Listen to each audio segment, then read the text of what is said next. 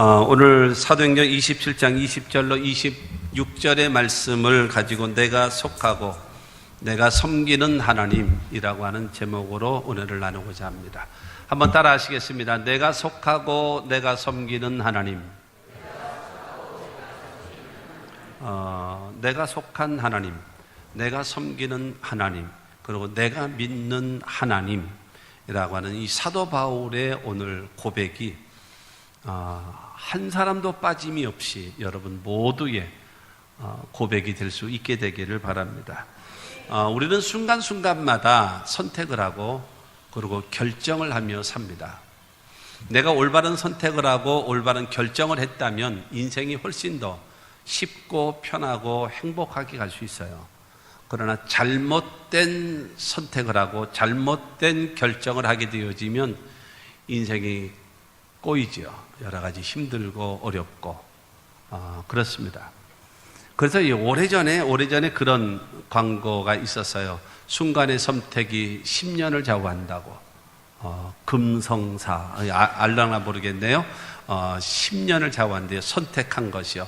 텔레비 하나 사면 10년은 봐야 되니까 그런 게 있어요.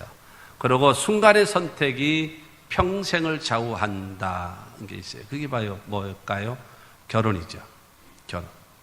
그리고 순간의 선택이 내세를 좌우하는 겁니다. 그게 뭐냐 하면은 종교적 선택입니다.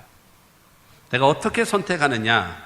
가전제품 같은 경우는 10년 참고 아니면 바꾸면 되고, 그러나 결혼이라고 하는 것도 여러분 순간의 선택을 통해서 일평생 불행하게 살고 여러분 한탄하며 사는 사람도 있지만, 그러나 어쨌든 중요한 거는 여러분 내가 어떻게 선택하느냐에 따라서, 종교를 내가 어떻게 선택하느냐에 따라서 예수를 믿어야지만이 여러분 영생을 얻고 천국을 소유하게 되어지는 그와 같은 은혜가 있게 됨을 여러분 분명히 믿게 되기를 바랍니다. 여러분 근데 우리가 선택을 하고 결정을 하잖아요. 근데 중요한 거는 무엇을 근거로 해서 선택을 하느냐, 무엇을 근거로 해서 내가 결정을 하느냐에 달려 있어요. 그건 굉장히 중요하거든요. 내가 내 안에 무엇이, 그러니까 속에 가득한 것이 겉으로 나온다라고 말한 것처럼 여러분 내가 무엇을 근거로 해서 내가 선택을 하던가 결정을 하게 되느냐. 그리고 선택하게 되어지면 그 결과는 누가 책임져요? 선택을 한 내가 책임져야 되는 거예요. 이 결과가 이루어졌으면 그 다음에 내가 그것을 어떻게 그거에 대한 반응을 할 것이냐에 따라서 해석이 나오기도 하고 해석이 나오지도 않기도 하고 그런 것입니다. 그러니까 인생을 어떻게 살아가야 되는가 하면 현명하게 살아가야 돼요. 사는 대로, 그냥 되는 대로. 여러분 그렇지 않습니다. 내가 어떤 관점에서 내가 바라보고 결정하고 선택하며 사느냐, 그리고 되어진 현상에서 결과에서 내가 어떻게 반응을 하느냐에 따라서 전혀 돌파구가 안 생길 수도 있고 돌파구가 생겨날 수도 있는 겁니다. 그건 뭐에 달려 있는가? 반응에 달려 있습니다. 반응에. 오늘 말씀을 통해서 보면 이 사도행전 27장에 있는 이 말씀은 여러분 그 로마로 가는 알렉산드리아호라고 하는 큰 배가 여러분 있었습니다. 이 배는 276명이나 되어지는 많은 사람을 태우고 지금 항해하고 있는 배, 로마를 향하여 가고 있는 배였습니다. 그런데 이 배가 가다가 유라굴로라고 하는 광풍, 여러분 이 광풍을 만나게 되어집니다. 그런데 276, 다 죽을 수밖에 없는 그런 절망적 상황 속에서 하나님은 이 오늘 말씀, 결론적으로 말씀드리면 사도 바울 때문에, 사도 바울로 인해서 276명이 다 살게 됩니다. 이 바울이 뭐 하는 사람인가 하면 하나님이 원하시는 일, 하나님이 지금 기뻐하시는 일을 지금 행하고 있기 때문에 그 기가 막힐 여러분 절망적 상황에서도 건져내 주시고, 그 다음에 276명 속에 여러분 와가지고 하나님의 구원의 손길이 와서 여러분 바울만 딱 집어가지고 뽑아갈 수는 없잖아요. 바울을 살리면서 같이 여러분 그곳에 있는 276명을 다 살리는 거예요. 그와 같은 역사가, 그러니까 나 때문에 여러분 가족이 살고, 나 때문에 우리의 가문이 살고, 나 때문에 우리 교회가 살고, 나 때문에 우리 직장이 살고, 할렐루야. 여러분, 나 때문에 여러분 하나님의 이 나라 이 민족이 사는 그와 같은 역사가 있게 되기를 주님의 이름으로 축원합니다. 그러므로 교회가 큰 책임이 있는 것 같아요. 교회가 교회다워지고, 그 다음에 목사가 목사다워지고, 그 다음에 성도가 성도다워지면, 그러면 우리 교회와 성도들을 통해서 지역이 변화되어지고, 그 다음에 이 나라를 살리는 일이 누구에게 달려 있는가요? 여러분, 예수 믿는 우리들에게 달려 있어요. 바울 때문에 276명을 살릴 수 있었던 것처럼, 여러분 예수 믿는 우리, 교회인 우리들 때문에 여러분 이 대한민국을 살려야 합니다. 그와 같은 은혜가 우리 가운데 있게 되기를 주님의 이름으로 축원합니다. 첫째로, 여러분 이 유라굴로라고 하는 광풍을 만난 이유입니다. 여러분, 모든 일에는 원인이 있어요. 다 이유가 있게 마련이거든요. 21절 말씀 봅니다. 여러 사람이 오래 먹지 못하였음에 바울이 가운데 서서 말하되, 여러분이여 내 말을 듣고 글에 대해서 떠나지 아니하여 이 타격과 손상을 면하였더라면 좋을 뻔하였느니라. 사도 바울은 말하는 것입니다. 내가 한 말을 듣고 글에 대해서 떠나지 않고 미항에서 떠나지 않았다면 이런 유라굴로라고 하는 광풍을 만나지 않았을 것 아닙니까? 당신들은 내 말을 듣지 않고 다른 사람들의 말을 들었기 때문에 지금 이러한 유라굴로라고 하는 광풍을 지금 만나고 있지 않습니까? 라고 지금 말하고 있는 것입니다. 지금 기가 막힌 절망, 여러분 기가 막힌 여러분 자포자기하고 좌절하고 두려워 떨고 있는 여러분 이 유라굴로라고 하는 이 광풍을 만나게 되어진 것입니다. 그런데 성경에 보면 유라굴로라고 하는 이 광풍을 만날 수밖에 없는 원인, 이유를 설명하고 있어요. 첫째가 뭔가 하면은 바울의 말보다 선장과 선주의 말을 더 믿었습니다. 11절 말씀 보면 백부장이 선장과 선주의 말을 바울의 말보다 더 믿더라 그랬습니다. 여러분 이 그레데 섬, 그 다음에 미항이라고 하는 곳에 이 알렉산드리오가 서 있었습니다. 그러다가 여러분 이제는 거기에서 이제 알렉산드리오 배를 타고 이제 로마를 향하여 여러분 가게 되어집니다. 그때에 바울이 여러분 백부장, 그곳에 이제 모든 최고의 지도자인 백부장을 부릅니다. 백부장을 불러서 사도행전 27장 9절과 10절 말씀 보면은 여러 날이 걸려 금식하는 절기가 이미 지났으므로 항해하기가 위태한지라 바울이 그들을 권하여 말하되, 여러분이요 내가 보니 이번 항해가 화물과 배만 아니라 우리 생명에도 타격과 많은 손해를 끼치리라 하되, 바울은 지금 무엇인가 하면은 어떤 절기인가 하면 금식하는 절기가 이미 지났다라는 겁니다. 금식하는 절기, 여러분 이 9월 24일입니다. 9월 24일이 대속죄일이거든요. 그런데 이 지중해 바다를 건너갈 때는 9월 하순부터 겨울까지는 갑자기 여러분 이 광풍이 불어요. 평상시에는 괜찮다가 갑자기 이 광풍이 불어 닥쳐서 그것을 만나게 되어지면 대부분 침몰하게 되어지고 파손하게 되는 겁니다.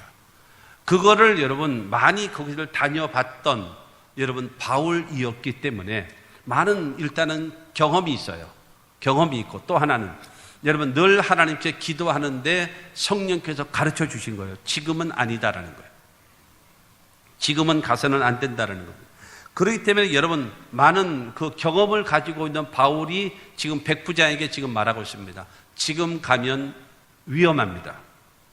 배도 그렇고 생명에도 위험성이 있으니 여기서 겨울을 지나고 나서 갔으면 좋겠습니다 라고 말한 겁니다. 그러자 율리오라고 하는 이 백부장이 선장과 선주를 부릅니다. 지금 저 바울이라는 사람이 지금 말하는데 지금 가면 위태하다고 합니다.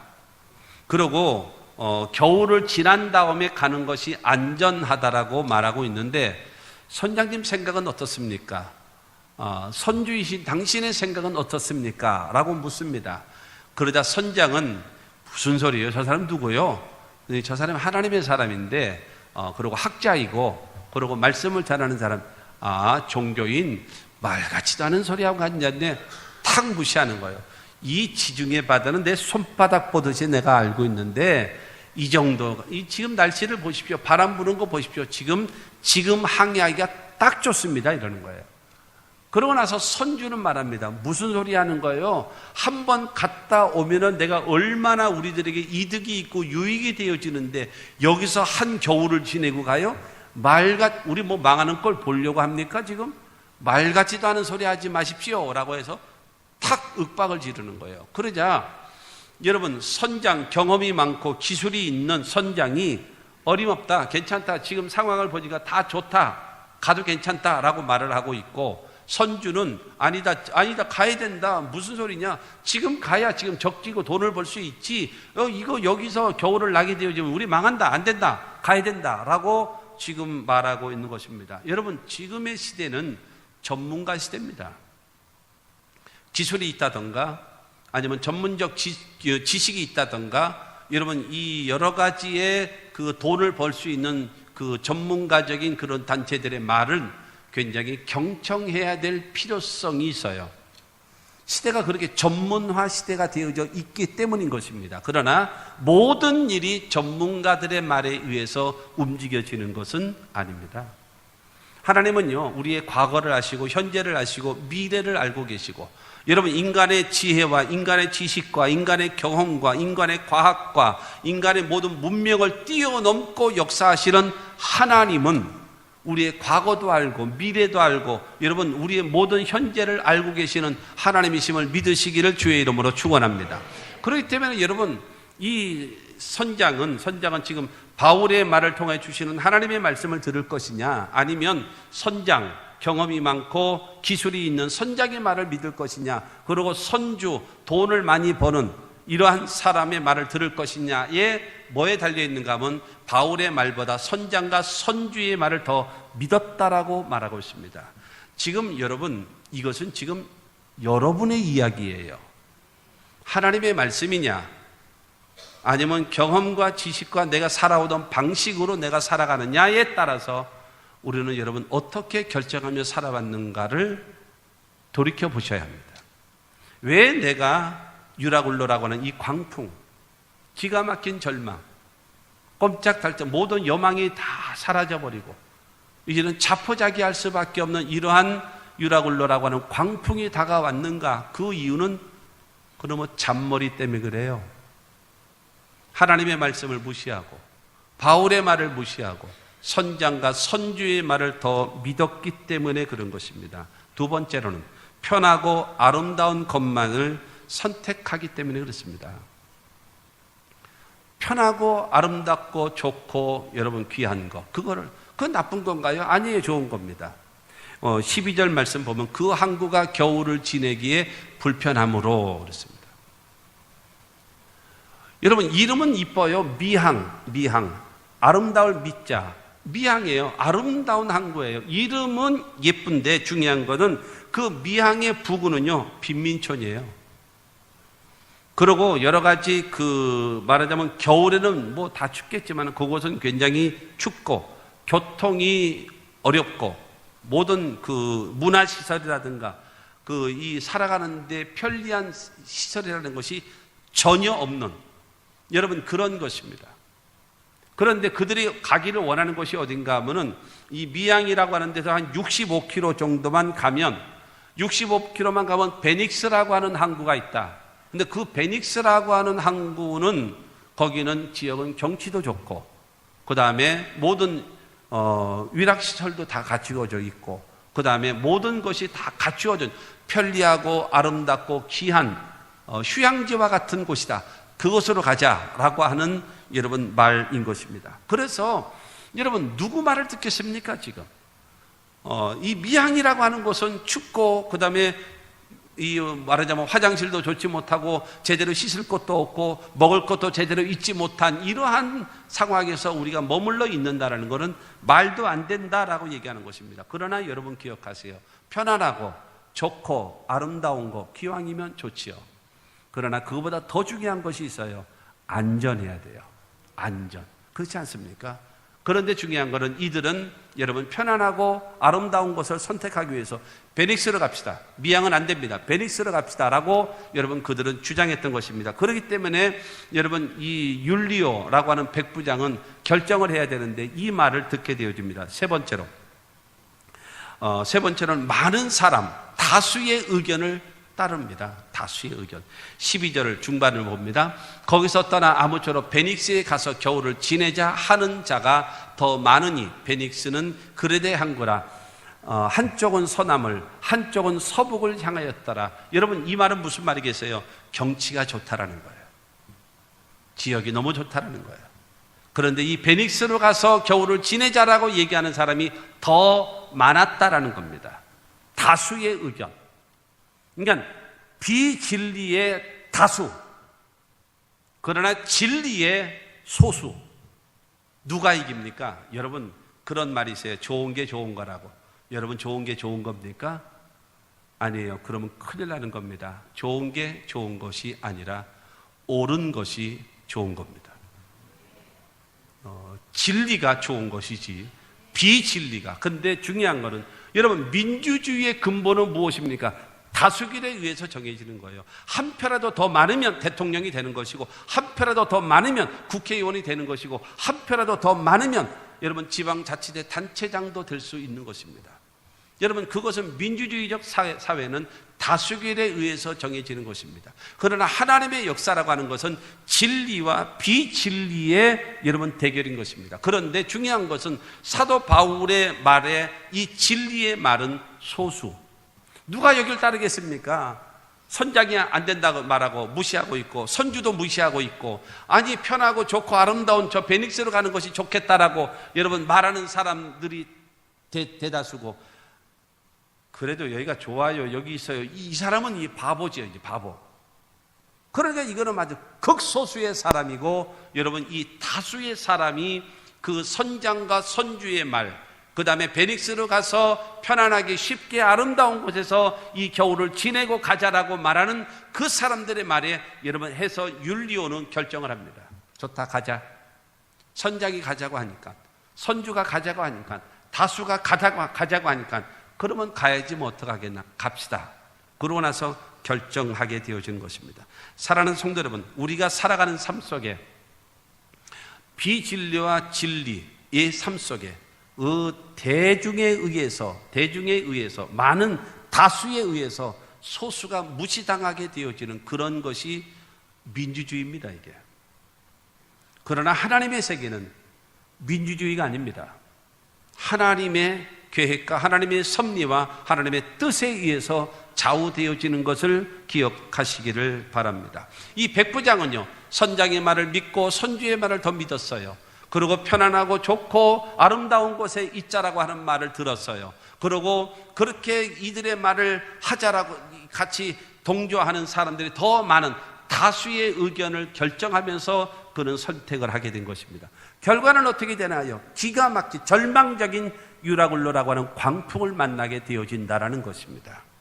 여러분 처음 사람인 아담과 하와를 보십시오. 하나님은 선악을 알게 하는 나무의 실과를 향해서 말했습니다. 저 나무의 실과는 먹지 마라. 먹는 날에는 반드시 정령 죽으리라 그랬습니다. 근데 마귀는 와서 아담과 하와에게 와서 말을 합니다. 네가 선악을 알게 하는 나무의 실과를 먹지만 하면 첫째, 네 눈이 밝아질 것이다. 두 번째로 네가 선악을 구분하게 될 것이다. 세 번째로 너는 하나님 같은 존재가 될 것이다 라는 말을 들었습니다. 그 말을 듣고 나서 선악과를 딱 보니까는 정말로 먹음직해 보이고, 두 번째로는 여러분 보암직해 보이고, 세 번째로는 지혜를 얻을 만큼 탐스럽게 눈에 보이는 겁니다. 그러자 여러분 그는 주저하지 않고 그걸 따먹어 버렸어요.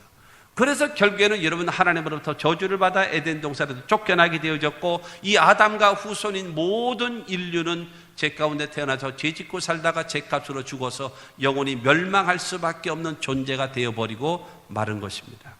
내가 어떻게 선택을 하며 살아가느냐 이것입니다. 창세기 13장에도 보게 되어지면 아브라함과 아브라함의 조카 롯이 서로 재산이 많고 종들이 많으니까 이제 떠나자. 네가 우하면 내가 좌하고 네가 동하면 내가 서하리라. 그래서 떠나자라고 얘기하자 여러분 창세기 13장 10절 말씀을 보면 이에 롯이 눈을 들어 요단 지역을 바라본즉 소알까지 온 땅에 물이 넉넉하니 야훼께서 소돔과 고모라를 멸하시기 전이었으므로 야훼의 동산 같고 애굽 땅과 같았더라. 그러니까 지금 여러분 아브라함의 조카 롯이 바라본 땅은 무엇인가? 첫째로는 물이 넉넉했다 그랬어요.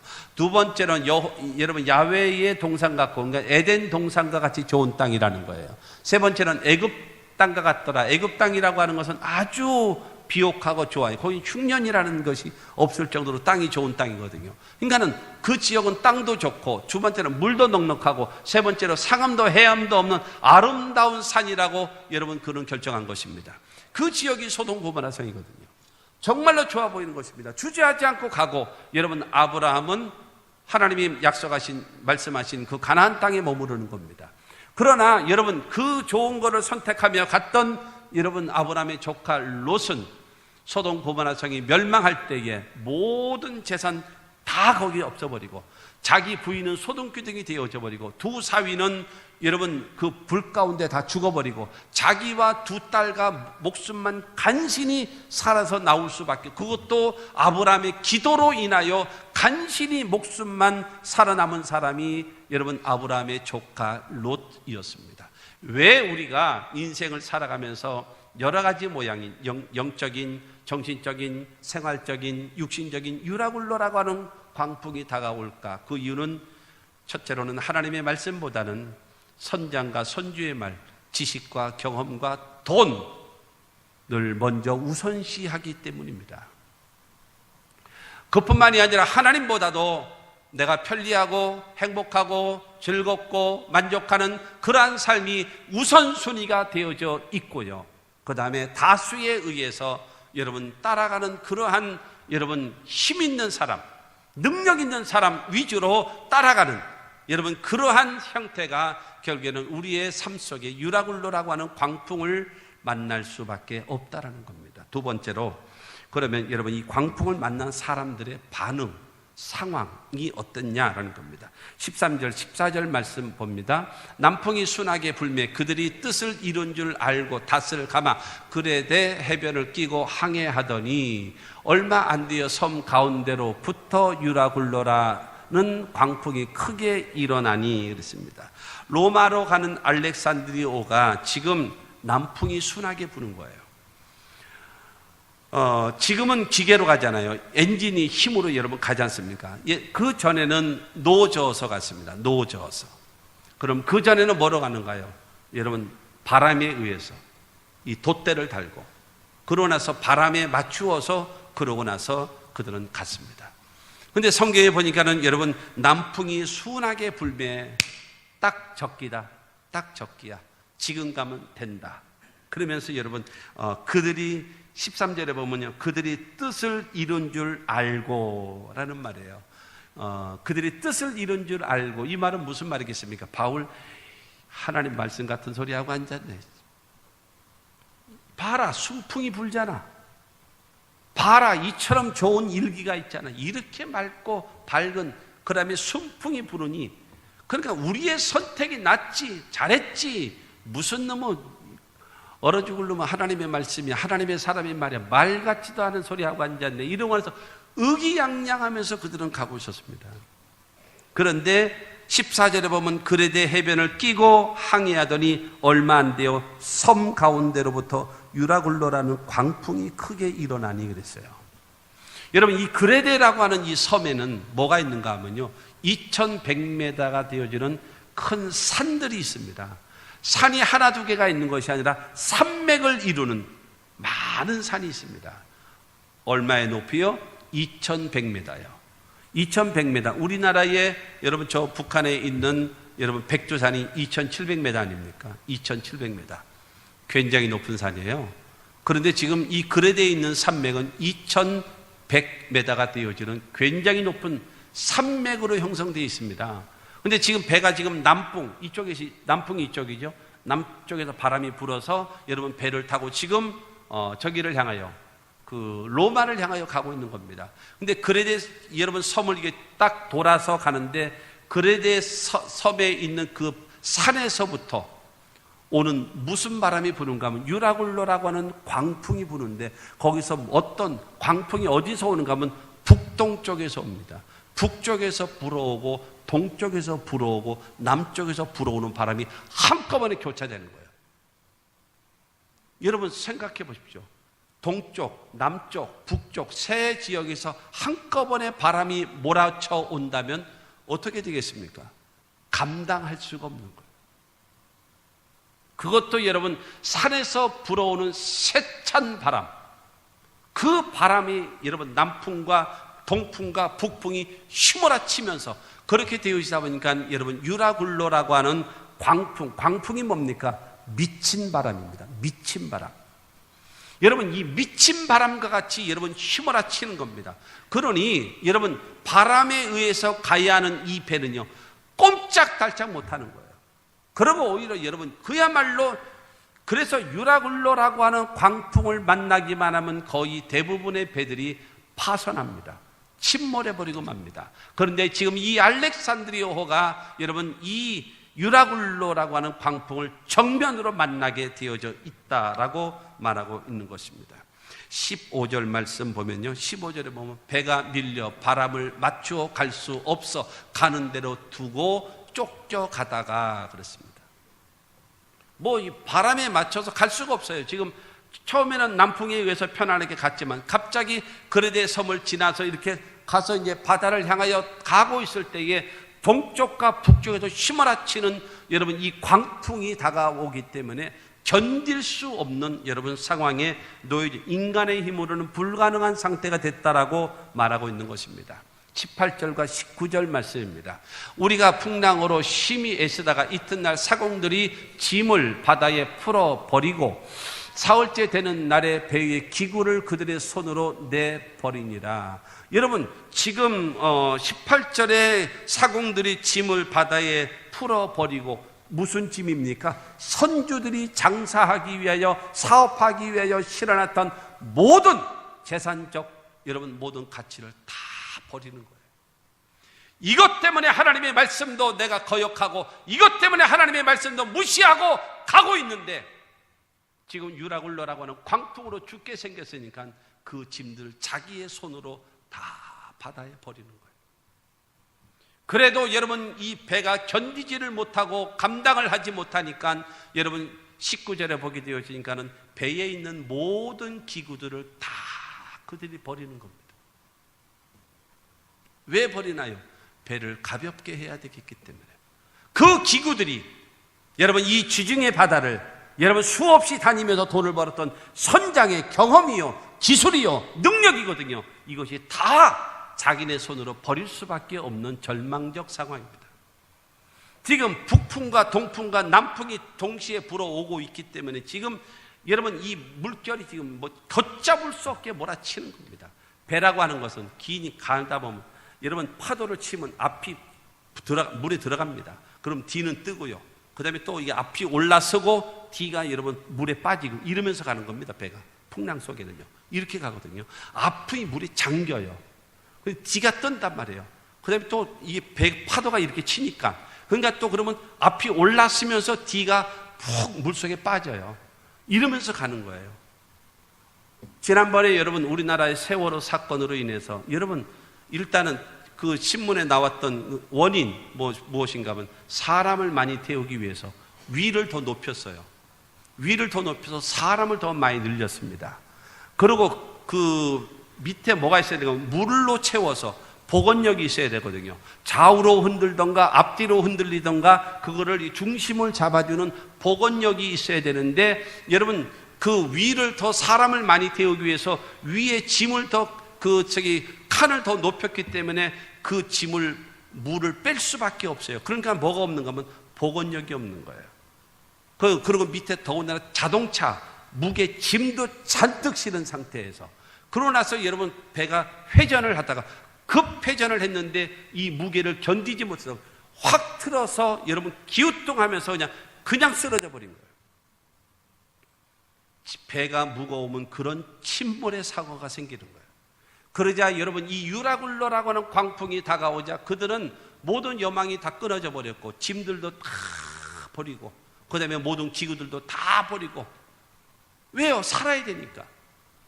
목숨은 건져야 되겠기 때문에. 돈이 뭐냐? 지금 목숨이 먼저지. 그러나도 다 버린. 이것이 유라굴로입니다. 내가 그렇게 애지중지하고 그렇게 내가 여러분 귀하게 여기고 그렇게 내가 목숨 걸고 살고 있었던 것이 유라굴로라고 하는 광풍으로 인하여 다 깨져버려요. 그렇게 믿고 의지했던 돈도 다 깨져버리고 건강도 깨져버리고 아름다움과 여러분 화목과 행복도 깨져버리고 여러분 우리의 삶이 깨져버리는 이러한 유라굴로라고 하는 광풍이 우리에게 다가올 수밖에 없다라고 하는 것입니다. 여러분 자신의 힘과 능력을 의지하고 있는 사람들의 결과는 이와 같이 돼버리고 마는 겁니다. 20절 말씀 보게 되어지면 여러 날 동안 해도 별도 보이지 아니하고 큰 풍랑이 그대로 있음에 지금 구원의 여망마저 없어졌더라. 여러분 열흘 동안이나 여러분 해도 보이지 않고 별도 보이지 않고 지금 막 그냥 난리가 난 것입니다. 그러니 여러분 이들은 전부 다 절망, 두려움에 공포에 쌓여 있고 그렇게 믿고 의지하던 거 다 포기하고 어떤 누구도 자기를 도와줄 수 있는 자가 아무도 여러분 없었던 것입니다. 그래서 21절 말씀 보면 21절에 여러 사람이 오래 먹지 못하였으며 사람이 먹어야 살거든요.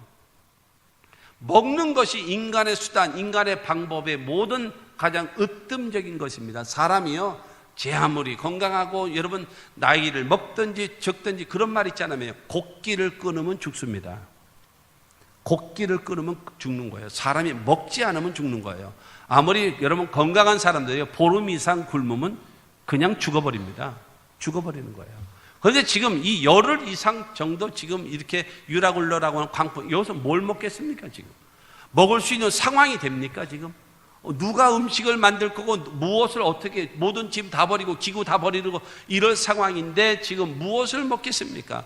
완전히 뭐예요? 절망적 상황입니다. 오랫도록 먹지도 못했다라고 얘기하는 것은 인간의 수단과 방법이 다 끊어진 것을 여러분 말하고 있는 것입니다. 사랑하는 성도 여러분, 하나님을 떠나서 내 힘으로 뭔가 할 수 있겠다라고 생각을 하는 건 어리석은 겁니다. 그래서 시편 14편은 말합니다. 어리석은 자는 그 마음에 이르기를 하나님이 없다 하도다 그랬어요. 하나님이 없어요. 내가 최고예요. 내 기술이 최고고 내 능력이 최고고 돈이면 최고고 건강이 있으면 되고 모든 능력이 있으면 되고 도움의 성질이 있으면 된다라고 생각하고 있습니다. 그러나 여러분 하나님이 그곳에 함께하지 않으면 누가복음 15장에 나와 있는 탕자를 보십시오. 탕자는 여러분 아버지를 떠나서 많은 재산을 가지고 무엇인가 한번 해보겠다라고 하다가 허랑방탕하게 되어지고 더군다나 그 지역이 흉년까지 드니까 여러분 거지꼴이 돼버리고 말지 않았습니까? 모든 것을 좀 크게 보세요. 모든 것을 좀 멀리 보십시오. 그런 시야를 가져야 됩니다. 멀리 크게 보고 가는 겁니다. 여러분 이 앞에 있는 것만 여러분 순간적인 것만 바라보고 살아가는 어리석은 자가 되어져서는 안 됩니다. 성경은 말합니다. 사람은 존귀하나 깨닫지 못하면 멸망하는 짐승과 같다라고 말하고 있는 것입니다. 여러분 이와 같이 우리에게 다가오는 여러 가지 모양의 유라굴로라고 하는 이 광풍은 우리를 꼼짝달짝 못하게 만들고 절망의 구렁텅이 속으로 우리를 빠뜨리고 만다라고 하는 사실을 우리는 기억하시기 바랍니다. 첨단 과학 문명을 자랑하고 있는 21세기를 살아가고 있는 우리도 유라굴로라고 하는 광풍 앞에서는 속수무책일 수밖에 없어요. 이러한 상황을 통해서 우리가 하나님 앞에 어떤 것을 배워야 되는가 하면 겸손해야 된다는 것을 배워야 합니다. 그러면 세 번째로 여러분 광풍 속에서 사도 바울의 신앙입니다. 21절과 22절 말씀입니다. 여러 사람이 오래 먹지 못하였음에 바울이 가운데 서서 말하되 여러분이여 내 말을 듣고 그에 대해서 떠나지 아니하여 이 타격과 손상을 면하였더라면 좋을 뻔하였느니라. 내가 너희를 권하노니 이제는 안심하라. 너희 중 아무도 생명에는 아무런 손상이 없겠고 오직 100분이리라. 여러분 사도 바울은 말하고 있는 것입니다. 절망에 빠져 있고 좌절에 빠져 있는 그들에게 여러분 말하고 있는 것입니다. 여러분 이제는 안심하십시오. 근데 당신들은 내 말을 듣지 않았잖아요.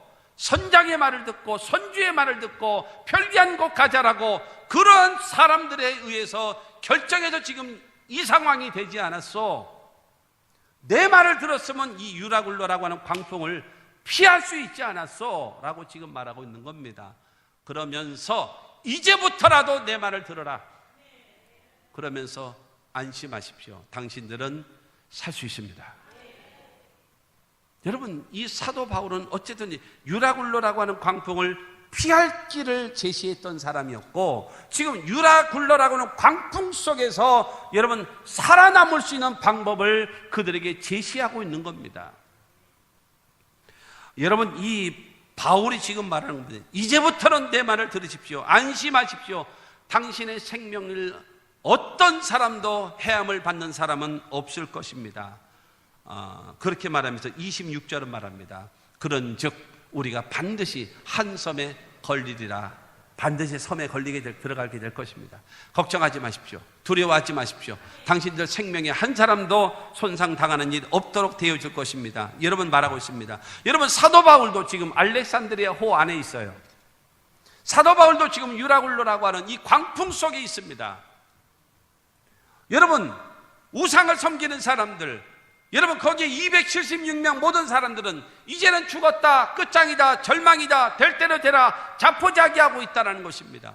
그런데 사도 바울은 거기에서 안심하라, 반드시 하나님께서 우리를 생명을 건져주실 것이다라고 여러분 말하고 있다는 것입니다. 똑같은 상황에서 그들에게 위로를 주고 그들에게 희망을 주고 그들에게 여러분 용기를 심어주는 자, 그가 누군가 하면 바울이라는 것입니다. 나는 여러분, 지금 여러분들에게 성경의 지식, 성경의 사건을 설명하는 것이 아니에요, 여러분. 여러분, 극과 성경적 여러분 사고와 여러분 사건을 알면 뭐 하겠습니까? 그 사도 바울의 신앙이 여러분의 신앙이 돼야 한다는 거예요. 오늘 성가대의 찬양과 같이 살아계신 주님을 내가 믿는다면, 제가 지금부터 이제 설명해 드리는 사도 바울의 신앙을 반드시 가져야 돼요. 그러면 가짜입니다. 그렇지 않으면 가짜예요. 그러면 여러분, 사도 바울은 이 유라굴로라고 하는 광풍, 똑같이 고통과 똑같은 절망적 상황에서 이렇게 말할 수 있었던 바울의 신앙은 무엇인가? 첫째로 바울은요, 자신이 하나님께 속한 자라고 말하고 있는 겁니다. 나는 하나님께 속한 사람입니다. 23절에 보게 되면 내가 속한 바 곧 내가 섬기는 하나님의 사자가 어젯밤에 내 곁에 서서 말하되 내가 속한 나는 하나님께 속한 사람입니다. 당신들은 돈에 속해 있고, 당신들은 경험에 속해 있고, 당신은 교만에 속해 있고, 당신은 세상 편리한 것에 속해 살아서 지금 여기 유라굴로라고 하는 광풍에서도 꼼짝 못하고 지금 있지요. 그러나 나는 하나님께 속한 자입니다. 하나님께 속한 자는 하나님의 음성을 듣습니다. 하나님께 속한 자는 하나님의 음성에만 순종하며 삽니다. 이게 하나님께 속한 자입니다 라고 지금 사도 바울은 말하고 있는 것입니다. 소속감입니다. 사도 바울은 언제나 자기는 하나님 안에, 예수 안에, 성령 안에 항상 여러분 소속이 무엇인가 하면 하나님 안에 있다는 거예요. 나는 하나님께 속한 사람이라는 것입니다.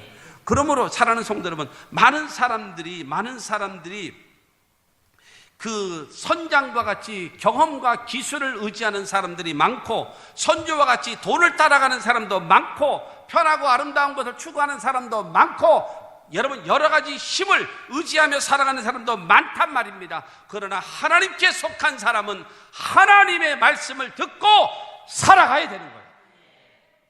그래야 하나님이 책임져 주시는 거예요. 여러분, 다른 사람에게는 아니에요.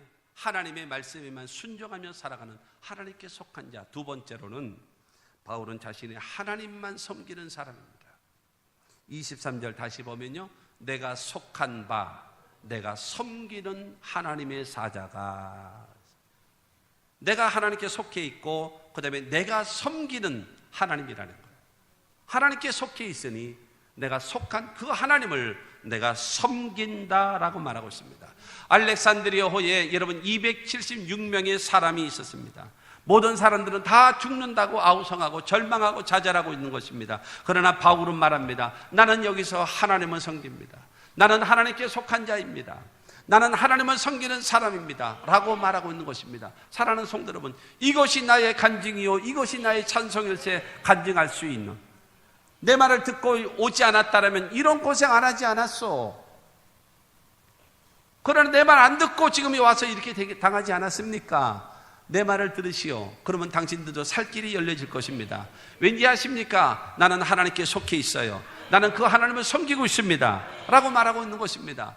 여러분, 얼마나 당당하고 얼마나 자신 있고 얼마나 여러분 확신에 차 있습니까? 여러분, 우리의 신앙이 이와 같아야죠. 이래야 신앙이죠. 여러분, 이 똑같은 유라굴로라고 하는 절망적 상황에서 여러분, 남이 하는 대로 울고, 남이 하는 대로 절망하고, 남이 하는 대로 여러분 좌절하고, 남이 하는 대로 자포자기하고, 남 따라가다가 이렇게 망하는 것입니다. 하나님의 말씀에만 귀를 기울이는 속한 자가 되어지고 하나님만 변함없이, 여러분, 우리의 인생의 목적이 무엇입니까? 먹든지 마시든지 무엇을 하든지 다 하나님의 영광을 위하고, 그 다음에 여러분 하나님을 여러분 예배를 통하여 섬기는 것이 우리 인생의 목적 아니겠습니까? 여러분, 사도 바울은 어떤 상황 속에서도 하나님을 증거하고 하나님을 드러내놓고 있다라고 하는 사실을 믿으시기를 주님의 이름으로 축원합니다. 세 번째로, 바울은 자신이 하나님의 말씀만 믿는다라고 고백하고 있어요. 자, 23절로 25절입니다. 내가 속한 바 곧 내가 섬기는 하나님의 사자가 어젯밤에 내 곁에 서서 말하되, 바울아 두려워하지 말라. 내가 가이사 앞에 서야 하겠고 또 하나님께서 너와 함께 항의하는 자를 다 내게 주셨다 하였으니 그러므로 여러분이여 안심하라. 나는 내게 말씀하신 그대로 되리라고 하나님을 믿노라. 하나님은 나는 하나님께 속한 자입니다. 나는 하나님만 섬기는 사람입니다. 근데 그 하나님의 사자가 어제 나에게 찾아와서 말했습니다. 바울아, 첫째로 두려워하지 마라. 바울아, 두 번째로 너희가 가이사 로마의 황제 앞에 가서 하나님의 복음을 전할 수 있도록 내가 너를 세울 것이다. 셋째로, 너와 함께 가고 있는 276명의 사람, 너 때문에 이 사람 다 살게 해주겠다. 이게 지금 하나님의 말씀입니다. 나는 나에게 말씀하신, 나는 이 하나님을 믿고 이 하나님의 말씀을 믿습니다. 모든 사람은 안 된다 그러고, 모든 사람은 절망이다 그러고, 모든 사람은 끝장이라 그러고, 모든 사람은 할 수 없다라고 말할 때 잘 들어요.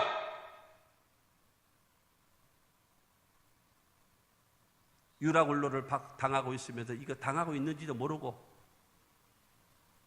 기가 막힌 절망과 좌절 속에 있으면서도 이게 그건지도 모르고, 삼시세끼 먹기만 하고 여러분 좋은 옷 입고 다니니까는 여러분 하나님께서 주신 평강 속에 살아가는 줄 알고,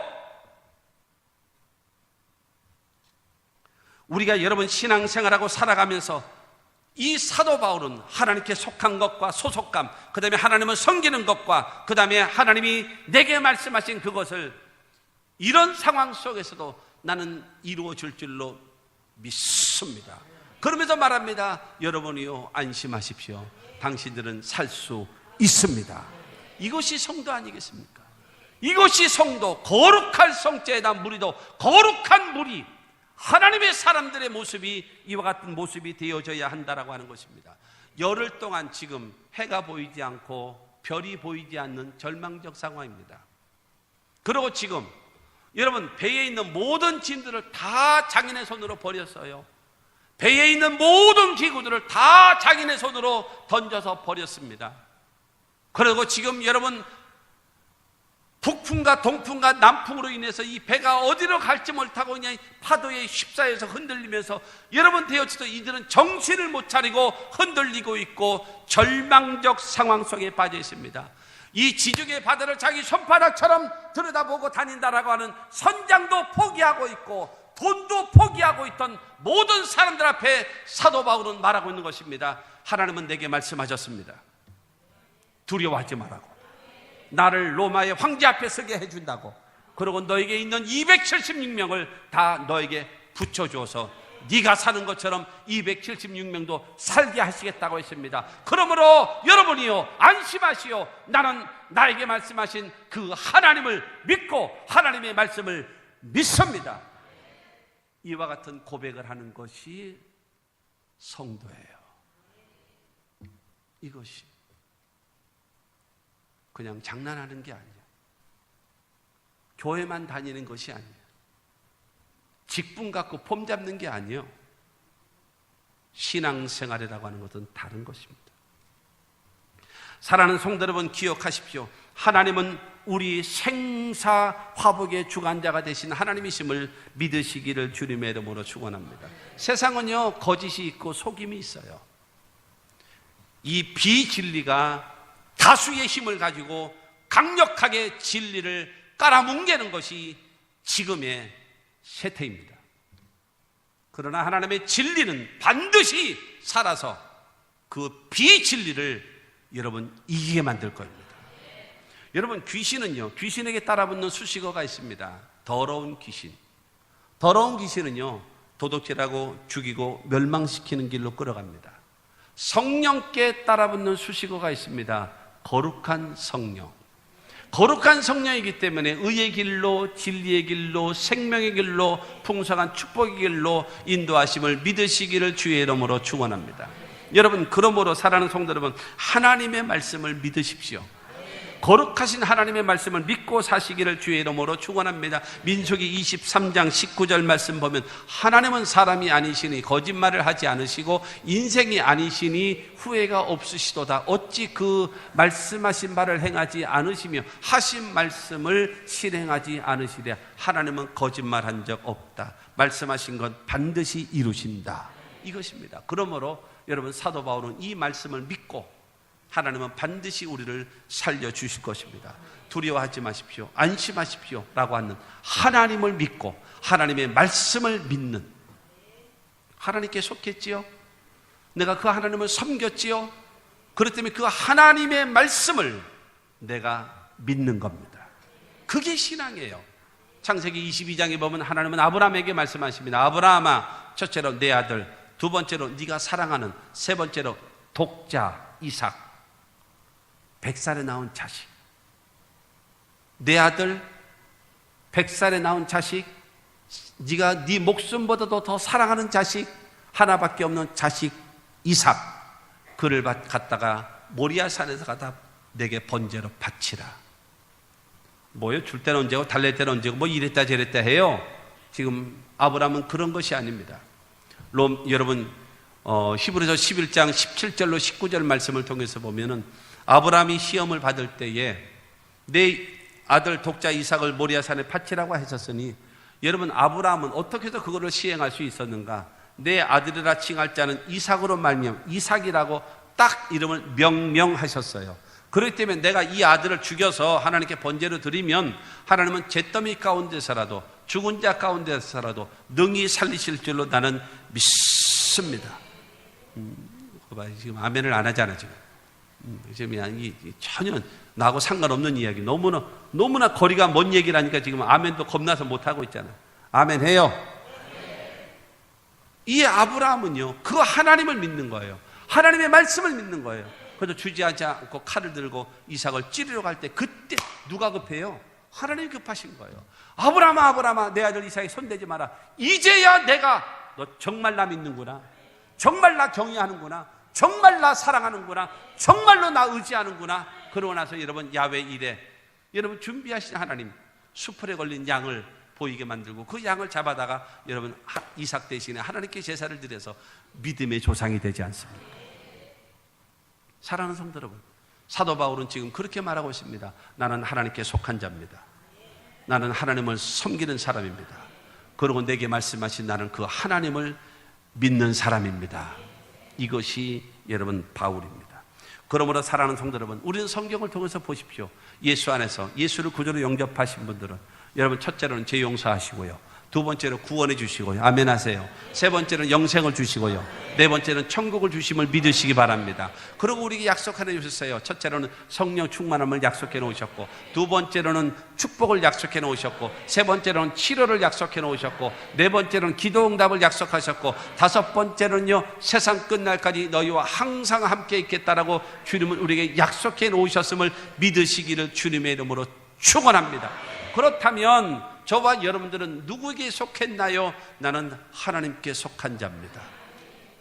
하나님께 속한 자는 하나님의 말씀만 듣고 하나님의 말씀에 순종하고 하나님의 말씀에 따르는 자가 하나님을 여러분 속한 자입니다. 두 번째로는 사도 바울은 말합니다. 나는 내가 섬기는 하나님, 그 하나님께 예배하고 그 하나님께 영광 돌리고 그 하나님께 여러분 섬겨드리는, 예배하는 그것이 여러분 하나님을 섬기는 자의 모습이고, 그 다음에 나는 하나님의 말씀을 그대로 믿노라 라고 얘기하는 겁니다. 하나님의 말씀은 1.1획도 변치 않은, 여러분 소리는 잡히는 것 없고 귀에는 들리는 것 없고 내 앞에 칠흑같이 어두운 것 같을지라도 하나님이 내게 말씀하셨으면 반드시 하나님은 이루실 줄로 믿습니다. 이 믿음을 갖고 여러분 하나님을 믿고 말씀을 믿고 순종하며 살아가는 그 삶을 통하여서 하나님께서는 바울을 살리시고 바울과 함께 276명을 살리시고 그 다음에 그를 통해서 여러분 가이사에게 복음을 전할 수 있는 기회를 주시는 하나님이심을 믿게 되기를 주 예수의 이름으로 축원합니다. 알렉산드리아에 타고 있었던 276명이 여러분 바울 때문에 다 살게 되어졌습니다. 나 때문에 가족이 살아야지요. 나 때문에 가정이 살고 가문이 살아야지요. 할렐루야. 여러분 나 때문에 교회가 살고 나 때문에 여러분 우리 민족이 사는 그와 같은 역사가 있게 되기를 바랍니다. 이러한 성도가 되어져야 합니다. 그리고 여러분의 자녀들을 이런 자녀로 만드십시오. 여러분 세상적인 지식도 중요하고 여러분 학벌도 중요하고 여러분 능력도 필요합니다. 서울대학교라고 하는 좋은 대학도 필요하고 미국의 하버드 대학교 같은 그런 좋은 데도 필요하고 삼성과 같은 좋은 직장도 여러분 중요한 것입니다. 그러나 그 안에 예수가 없다면 멸망합니다. 너희가 마땅히 행할 것을 아이에게 가르치라. 그러면 늙어도 그것을 떠나지 않는다라고 했습니다. 여러분 예수의 복음을 어려서부터 변함없이 가르치십시오. 그래서 여러분 변함없이 내가 사도 바울과 같이 하나님께 속하고 하나님을 섬기고 하나님만 믿는다라고 했던 이 고백이 내 자녀들도 그와 같은 고백을 하고 나보다 더 하나님을 사랑하고 나보다 더 교회를 향하여 헌신하는 하나님의 사람, 믿음의 가문들을 만드시는 여러분 모두가 되시기를 주 예수 이름으로 축원합니다.